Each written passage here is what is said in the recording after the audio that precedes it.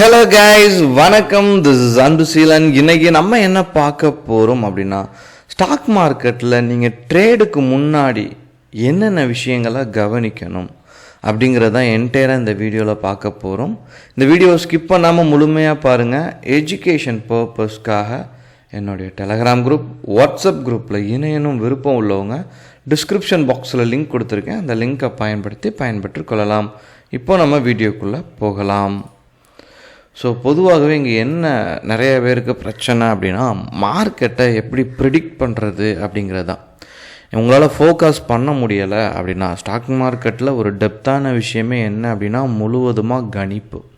இந்த கணிப்பு உங்களால் பண்ண முடியலை அப்படின்னா ஸ்டாக் மார்க்கெட்டில் உங்களுக்கு கண்டிப்பாக ஃபெயிலியர் தொடர்ச்சியாக வந்துகிட்டே இருக்கும். அதில் எந்த விதமான மாற்று கருத்தும் இல்லை. அப்புறம் ஒரு மார்க்கெட்டை எப்படி கணிக்கணும்? நான் காலையில் மார்க்கெட் 9:15 தான் ஓப்பன் ஆகுது. அந்த 9:15 முன்னாடி நான் என்னென்ன விஷயங்களை பார்க்கணும் அப்படிங்கிறதான் முக்கியமாக இப்போ சொல்லித்தர போகிறேன். இதில் ஃபர்ஸ்ட் என்ன அப்படின்னா, குளோபல் மார்க்கெட். இதில் நமக்கு உங்களுக்கு எல்லாத்துக்குமே தெரியும், இங்கே பகல் அப்படின்னா அங்கே இரவு, இப்படியெல்லாம் நிறைய கண்ட்ரியில் இருக்குது. சரிங்களா? உங்களுக்குலாம் யூஎஸ் எல்லாமே நீங்கள் கேள்விப்பட்டிருப்பீங்க. நமக்கு பெருவாரியாக அதை பற்றி எல்லாமே தெரியும். அப்போ என்னென்னா, நிறைய கண்ட்ரிஸ் என்னென்னா, நமக்கு ஒரு 2 ஹவர்ஸ்க்கு முன்னாடி 3 ஹவர்ஸ்க்கு முன்னாடி அதனுடைய மார்க்கெட் ஓப்பன் ஆயிரும். அதுவும் ஏஷியன் மார்க்கெட்டில். சரிங்களா? அப்போ நான் அப்படி குளோபல் மார்க்கெட்டை பார்க்குறேன். So US market, European market. US market நல்லா டவுனு. சரிங்களா? அப்புறம் நீங்கள் பார்த்தீங்கன்னா யூரோப்பியன் மார்க்கெட்டு ஒரு ஜிக்ஸாக். அப்புறம் ஏஷியன் மார்க்கெட்டில் வந்துட்டீங்க அப்படின்னா, இதை நீங்கள் இப்படி பார்க்கும்போது ரெட்டு க்ரீனுன்னு இருக்கும். ஆனால் இங்கே சேஞ்ச் பார்க்கும்போது பர்சன்டேஜில் பெருசாக இருக்குது. அது நெகட்டிவில் தான் பெருசாக இருக்குது பாருங்கள். சரிங்களா?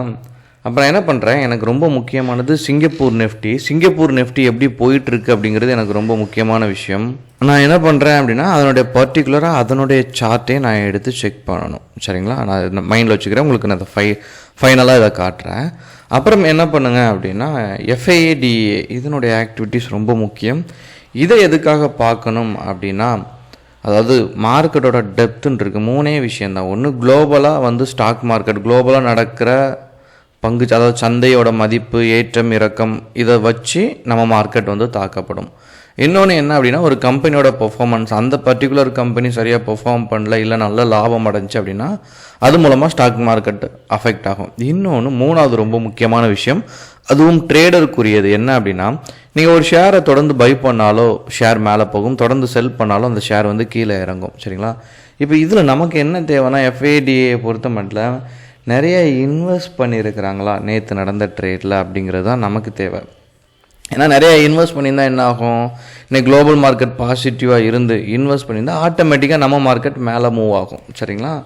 அப்போ இங்கே பார்க்கச்ச நமக்கு என்ன தெரியுது அப்படின்னா, நிறைய கொஞ்சம் செல் தான் கொஞ்சம் அதிகமாக இருக்குது. சரிங்களா?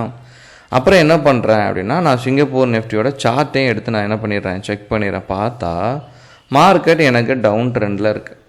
சரிங்களா? இதையும் பார்த்துட்டேன். இதெல்லாம் பார்த்த அப்புறமாட்டுக்கு என்ன பண்ணுறேன் அப்படின்னா, சரியாக 9:08 இல்லை 9:10 ப்ரீ ஓப்பன் மார்க்கெட்டை செக் பண்ணுறேன். இதில் பார்த்தீங்கன்னா எனக்கு மேஜராக கம்பெனிஸ் எப்படி இருக்குது அப்படின்னா, 23 கம்பெனி பாசிட்டிவில் இருக்குது, கம்மியாக இருக்குது. 19 டிக்ளைனில் இருக்குது. அன்சேஞ்சுன்னு பார்த்தீங்கன்னா 8 இருக்குது.